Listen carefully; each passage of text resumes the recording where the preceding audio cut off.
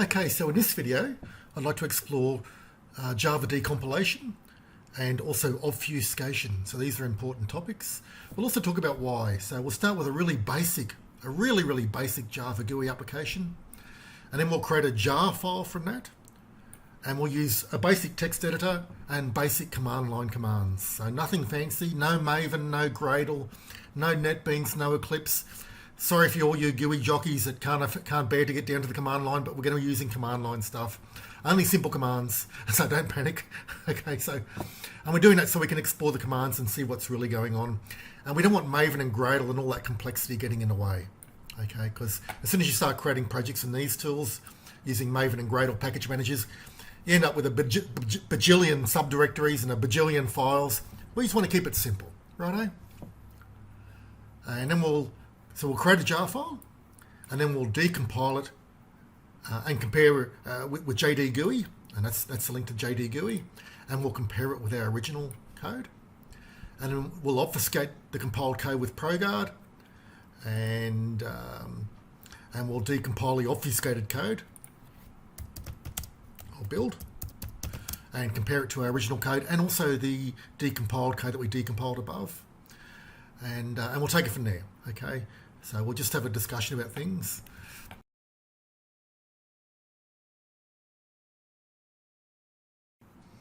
Okay, so here's my really basic simple GUI. It's a simple GUI application to help me demonstrate the obfuscation and decompiling that we're going to be looking at shortly. So I've got some constants at the top here, just some basic constants. Some of them aren't even being used. I'm not even using my date format yet, okay? Later on, if we build on this application and go further, then I'll be doing a lot more stuff. But for now, it's just a basic single file GUI application. Everything's in one file. So it extends JFrame. We've got some GUI components here. So a title label, a text area, a scroll pane for the text area to live in. So it's got scroll bars and can scroll. An input text field, an add button, a reset button, an about button, and an exit button. And each of those buttons have got a label, and each of them have got their own icon. And these icons are contained in the icons subfolder in the current directory. Okay, let's have a look at that. So here's my source code folder, and there's a single source file. Source code, that's our GUI.java there. And I've got an icons file as well, so the icons. And there's an add, an exit, a help, and a reset. And they're the icons you see referenced here. Add, reset, help, exit. Okay. 3 are GIF files, 1 are PNG, doesn't matter. Bitmaps, PNGs, GIFs, doesn't really matter with Java. We've got a simple constructor, so public simple GUI. I'm setting in a title bar. I'm setting the default close operation to exit on close. If they click the little X icon in the top right hand corner, even though JFrames by default are border layout, I'm just setting I always like to set the border layout anyway, just to make it really clear that that's what I want. In case it gets ported to be something else, it's not, where the JFrame's not the default anymore. And I'm calling a create main panel method, which returns a panel, and I'm adding that to the center region of the border layout. So creating the main panel, pretty standard stuff. Creating a bunch of panels, setting up the fonts on the title label and adding it to the title panel. Having an input panel and creating a label called input, and then adding the text field. Adding the buttons to the buttons panel. Adding the input panel to the south panel, adding a buffer label of just some spaces, and then adding the button panel. So I have the input panel, which is the input label and a text field, followed by some spaces, followed by the 4 buttons. Pretty standard stuff, very basic.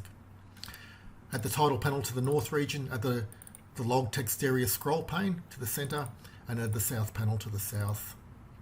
Okay, and then activate the buttons, and then return the panel. So whatever that panel gets created and added to the center region of our main interface border layout. Okay, and then I've got 4 very simple methods. Add to log just appends whatever's in a text field with a new line to the log. Reset the log just resets the log, set text it to space to nothing. Show help dialog just shows a simple dialog, and exit application just prints out a message to the console screen, just in case someone's watching it running on the console screen, and then exit the application. And then we've got our main method there, pretty standard stuff. I'm using the old way of creating GUI apps here, so just to keep it simple and in line with what most students learn in their introductory course. So setting the default close operation to exit on close, setting the location, in other words the top left corner of the frame, setting the size of the frame to the constants I've declared above, and making the frame visible, so the user can see it. So very, very basic stuff there.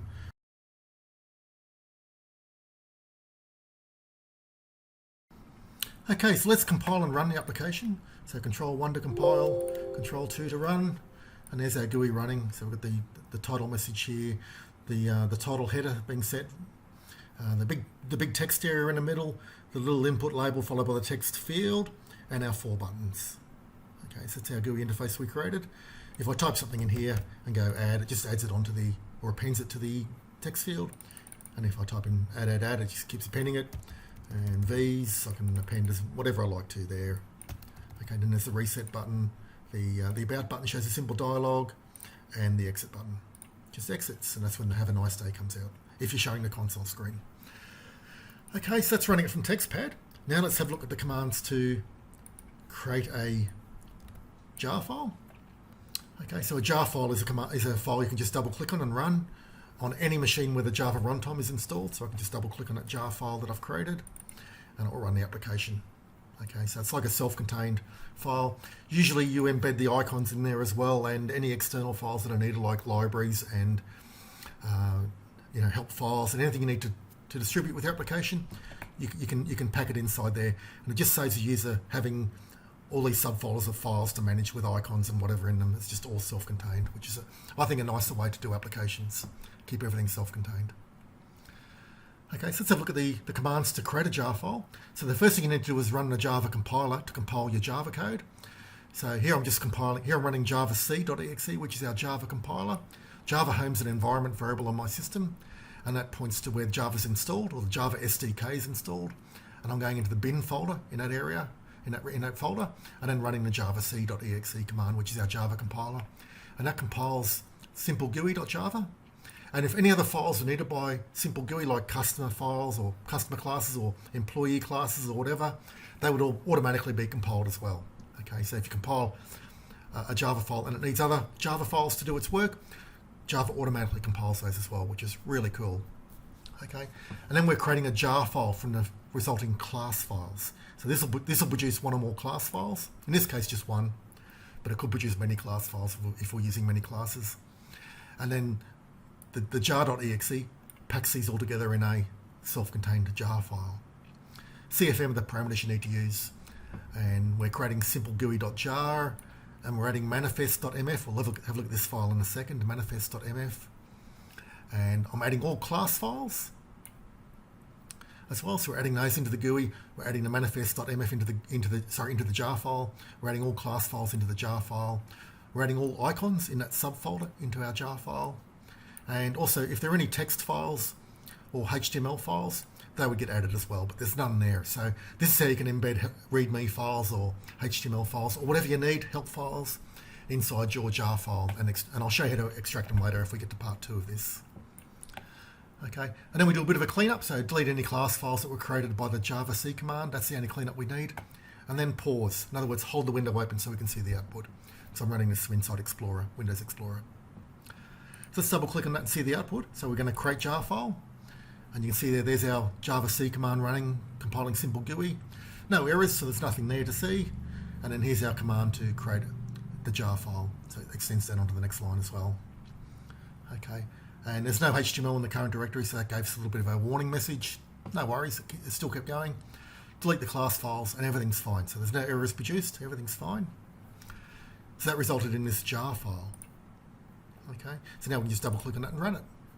Okay, there's our program running. So we can just double click on a jar file, and that works on Windows, Mac, any sort of Linux, Raspberry Pis, anything. So sometimes you might need to do a little bit of a setup. On some machines you need to associate jar files with Java, but it's really quite easy to do. And then you can just double click at them from then on and run them, which is brilliant. Okay, and then if you want to run a jar file, you can double click on it, or else if you want to run it and see the console window, which can be useful if you're doing debugging and testing, then you can run it with the Java command, java.exe, so Java runtime, and you're running a jar file, and you're running that jar file. So it's that jar file in the current directory.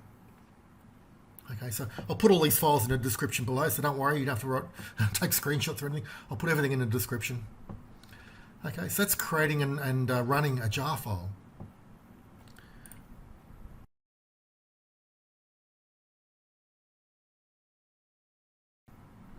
Now let's decompile a jar file and see what we get. Okay, so this is a really interesting thing to do if you're a Java developer. So I've got JD-GUI, I'm using that. I'm using version 1.6.6, and we'll run that, and then I can just drag and drop the jar file into that window. Okay, so there's a jar file. There's the meta file. Oh, we didn't have, yeah, there's a manifest file. Okay, main class Simple GUI. There's the icons that we've added in. So they're part of the jar file as well, because I added those at the Java create command line. And then here's our class, our Simple GUI class. And you can see all our source code. Okay, so if we have a look back, I'll just move that over and have it so we can see them nearly side by side. Go back to the top. You can see things are very similar. The Java compiler actually nominates the classes that are needed, so the classes that you use, which I think is a bit better than using asterisk, because it's helping document your code and showing people what you're using. So I think that's a nicer way to do things.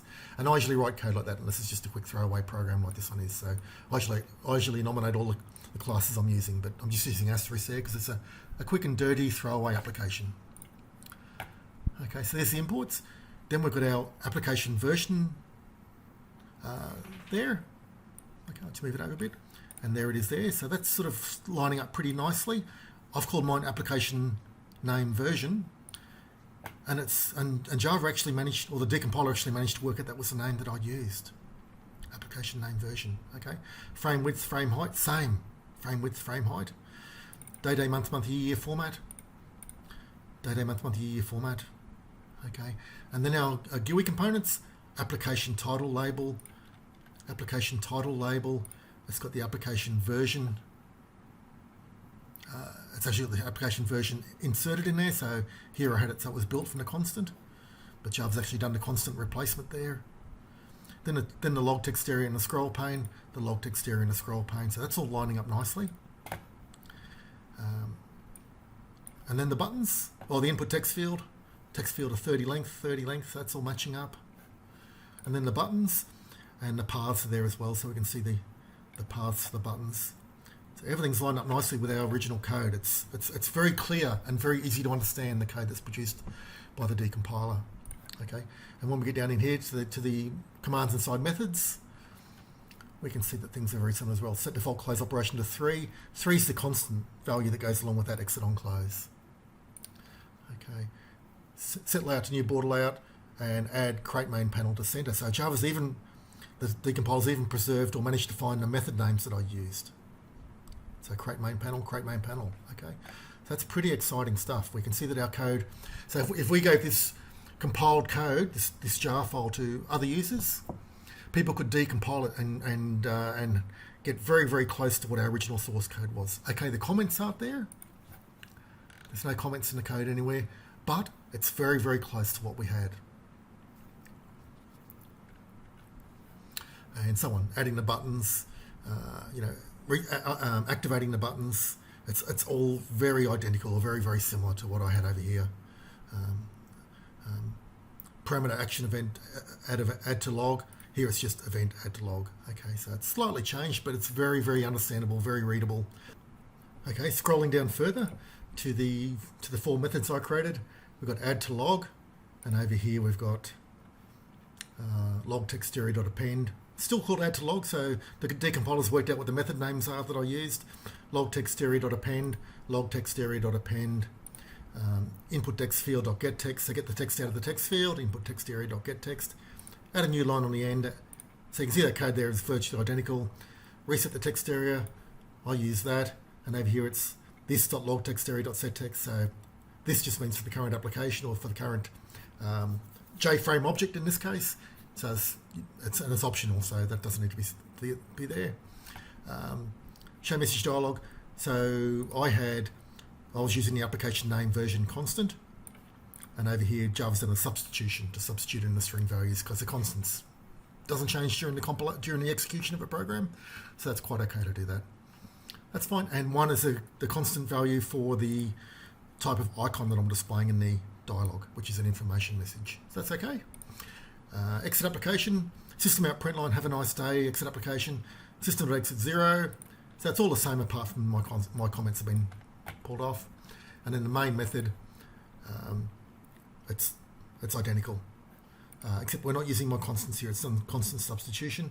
And for JFrame exit on close, it's substituted in the constant value, which is a 3. So everything else is the same. Same code, same order, very, very similar.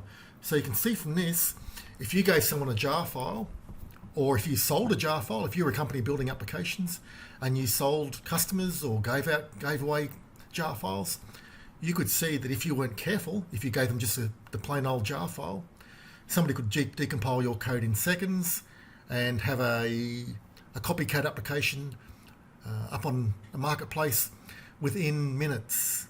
Okay, so if you're a developer that's developing applications that are distributed to clients or given away for free, or given away as adware or whatever you want to do to try and make a living, you'll find that if you compile your code to jar file and upload that to websites or whatever, you'll find very quickly that your apps are getting ripped off like crazy, especially if they're successful. If they're not successful, no one will probably bother copying them, although there are people that will copy anything. But you'll find that your apps are getting ripped off left, right and centre if they're even semi-successful. Okay, so rule of thumb, don't give out your plain old jar files. Make sure you protect them.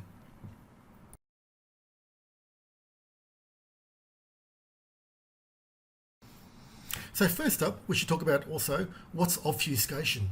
Well, obfuscation is the act of rendering something undecipherable.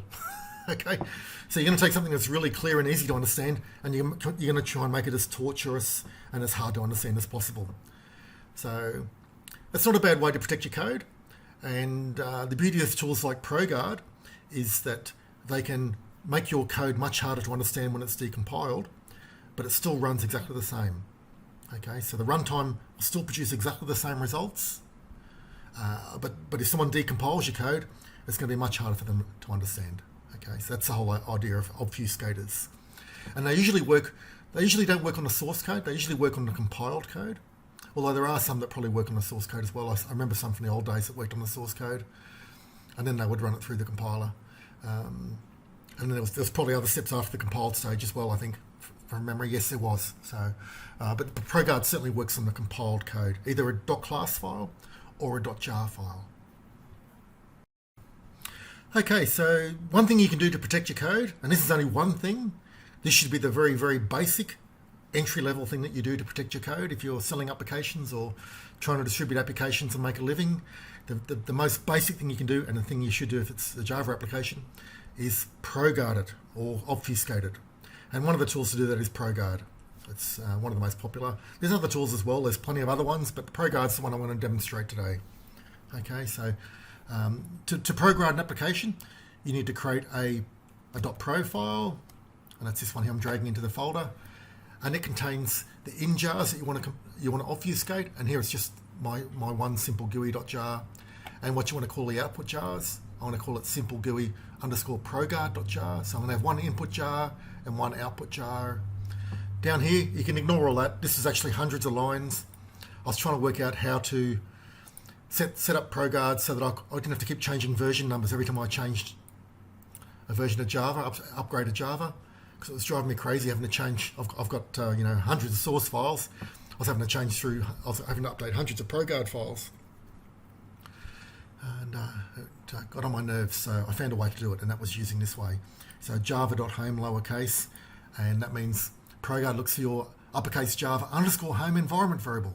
So these are all commented out, these lines. This is the only line that's active. So I finally found it. This is just some of the lines I tried, and I finally found it by trial and error. There was nothing in the help I could find to help me with that. So maybe there is, or maybe there wasn't, and maybe there is now. But at the time I did this, I was so happy when I found it. As you can tell here, woohoo! I finally found what effing works. Okay, because it just drove me crazy. So this is linking to the Java home folder, which is where your Java SDK is installed, and I'm linking into the lib folder, and there's an rt.java there. okay, which you need to do Proguarding. Okay, it's needed by Proguard. Okay, so you add that, you get a Proguard file, just use the default one provided with Proguard. Update it so your in jars and your out jars are nominated at the top, or if those lines are in the file already, replace them with whatever jars you're using, in jar and out jar. Make sure that line's included. Instead of, it's probably got a line like this or something like that. Make sure it's this one. Make sure you got your Java _home environment variable set up, which points to your Java SDK directory in Windows or Linux or whatever. And then you're good to go. You don't have to change anything else in the file. So I'm going to go with the default settings now for the file. And we could step through here. I might leave this looking through the file and explaining what things mean for a future video if there's interest. And so the default optimization passes as 9, and it's pretty aggressive. I think they are the default values, or maybe I changed those. I can't remember now. It's so long ago since I did it. I might have changed those. I can't remember. But they're the settings I'm using, and there's a whole lot of other settings here you can change as well if you like. If there's interest, let me know in the comments, and I'll make further videos to show you how to really protect your stuff. But we're just going to go with the default settings now and see how good Proguard is by default. Okay, so now you've got the profile, the .pro file, the proguard.pro. Then you need to create a little, or run a command, or create a bat file, or create a shell script to run Proguard. And that's where Proguard is installed on my machine. It's in the previous directory, underscore, with an OO Proguard folder in the lib area in proguard.jar. So that's where my Proguard is installed. And I'm running a jar, so java-jar to run the Proguard Java file. And it's going to use the inputs from the simple proguard.pro file in the current directory, which is our file we just looked at. So it's going to use this as an input file to control the process. Okay, so it's a single command to Proguard your work. And so let's run it and see what happens. So we can run that command, and you'll see it just goes through a whole lot of stuff there. It goes pass, until all these counters go to 0. So it might be 1 pass, it might be 10 passes. Okay, some of my other Java programs, it takes 10 passes or more to get to 0. And once it's done that, then it's obfuscated your work. Now, as well as obfuscating your code, Proguard also does other things as well. For example, it will optimize your code. So if you've got lots of classes and files and methods that aren't being used, not files, but if you've got classes or methods that aren't being used in your project, it strips them out. Okay, so it can actually shrink down your code size as well, reduce the number of classes if they're not being used, and also reduce the number of methods if they're not being used. Okay, so it is also an optimizer as well, in other words, or a shrinker, an executable or a jar file shrinker as well. So so when we've run the command to create the jar file, that was the command we just looked at. We've got the original jar file there, which was 5 kilobytes, and the Proguard jar file, which is 4 kilobytes. So it's a little bit smaller because I didn't have much code that I wasn't using, so it's only shrunk down a little bit. So let's run that, and we should get exactly the same results. And there's our GUI running. And if I type in stuff there, add, reset, about, exit. So you can see everything's working the same. And if I want to run it from the console window to keep the console window open, I can use the bat file we just looked at to run that. And there's our little GUI running, and I can click add, reset, about, and then exit. And then it'll have a nice day message. It still appears, so everything's running exactly the same as it was.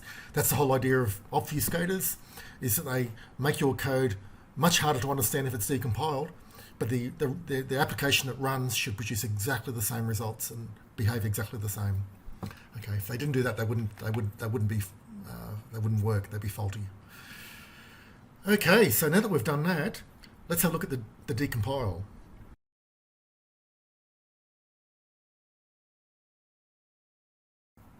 So now that our jar file's been obfuscated, let's now compare the decompilation of the original jar file, this one, against the obfuscated compilation. And we'll see how they compare. So we'll use JD-GUI again, and I'll drag on the original jar file. Okay, and I'll also run another copy of JD-GUI just so we can alt-tab between them and run them and have them both side by side. It's going to make it much easier to see things and compare. I might get rid of that. And run another JD-GUI and drag on the the new jar file. So we've got one that has the old jar file, one that has a new jar file, and we're just interested really in simple class. So we'll start there. That's the obfuscated one, and this one's the original one. So I'll just make that a bit smaller, just so we can see them side by side. There's not really an easier way to view them side by side if I drag them both onto the one JD-GUI window. Okay, so you'll see that the imports are all the same. Everything's fine there. So this is the Proguard version over here. This is the one that's been obfuscated, and this one's the original one that hadn't been obfuscated. Okay, so the right hand one's the one we want to focus on. And you'll see down here I had labels like application title label, J text area, log text area. Over here it's all A's and B's and C's. So J label A, J text area A, J scroll pane A, J text field A, J button A. So I've got 4 components all called A. Okay, and then I've got another button B, C, and D, because I've got 4 buttons. So I'd have to use different letters for those because I can't have 4 buttons called A. But you can have multiple components all called the same thing, and you can select between them by saying J button or whatever down here. So you can do some really tricky stuff. So you can see down here the code is quite a bit different. The GUI components were declared quite a bit different, and then you'll see that the declaration actually happens, or declaring how things are set up. Initializing them is done inside the constructor. So the declarations are up here, the initialization's down here. So it's still referring to the same icons. They're still there and readable. And set default close operation to 3. So that was the same. Set default close operation to 3. Set the title text area to that. Set the title text area to that. That's okay. And then we're setting up our GUI components. Setting the layout to border layout. Set the layout to border layout. Add create main panel. Set the new layout, and you'll see that method no longer exists. So create main panel no longer exists. In fact, there's only 2 methods. There's only our constructor and our main method. All the other methods I had over here, add to log, reset log, show help dialog, and exit application, and also create main panel, they're all gone. What Java's done, or what the decompiler's done, is it's converted them into inline code. Okay. So let's scroll down a bit further. So this is constructing our GUI. You'll see it's much harder to understand now. jpanel3.add simple GUI.a, jpanel4.add simple GUI A, jpanel4.add simple GUI B. So what's A and B? What do they mean? Okay, there are ways to interrogate this, but we're not going to go that deep in this video. Okay, so you can see that things are much harder to understand. Is that the title label? Is that the add button? What is it? Okay, so just all A's, B's, and C's, which is much harder to understand. You'll see down here that when this, whatever A is, whatever that A is, we're adding an action listener to it, and it's going to append the text out of this simple GUI.a, whatever that A is. So whatever that A is, we're both using A's.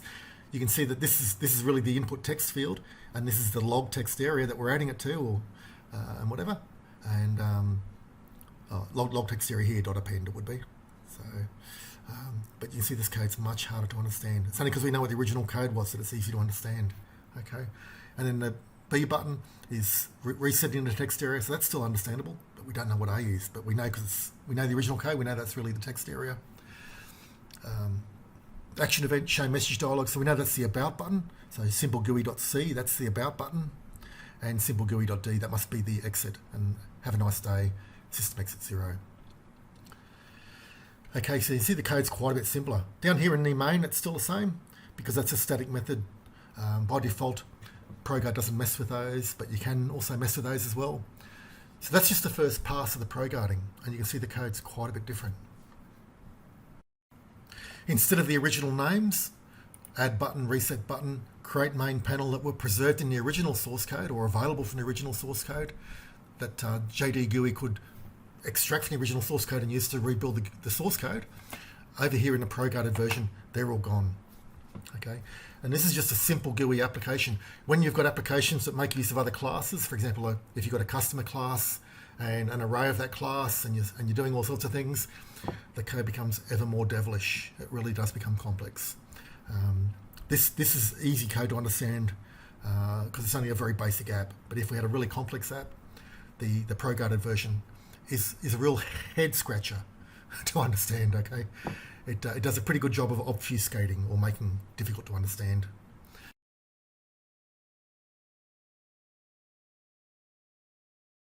Okay, so that's just a quick run through of Proguard and JD-GUI. They're great little tools. And like I say, if you're developing Java applications and giving them away or selling them, like I give away 99% of my applications that I build because I just love doing it so much. But if you're selling your applications commercially or distributing them as adware or shareware or whatever, then you need to be very careful because somebody somewhere will be decompiling your code and running it through JD-GUI or similar tools and changing a few things and putting it up on an app store somewhere and selling it, and they'll know how to market it better than you, and they'll have more resources than you probably because they've done it many times and built up quite a following, and next thing you know, people will be saying that, praising them for their new application they've developed, when really all they did is stolen something off you and rebadged it. Okay, so that's a quick introduction to Proguard and JD-GUI. Let me know in the comments if there's any interest, and I can do deeper versions where we're loading things from a jar file, loading icons from the jar file, loading text files and help files from the jar file, loading images from the jar file, loading sounds from the jar file, and then we'll run that through Proguard and obfuscate it and see how things look on the other end as well. It really is very interesting. But anyway, if there's no interest, I won't do it. Otherwise, if there is interest, let me know. Okay, hope that was useful. Thanks for watching.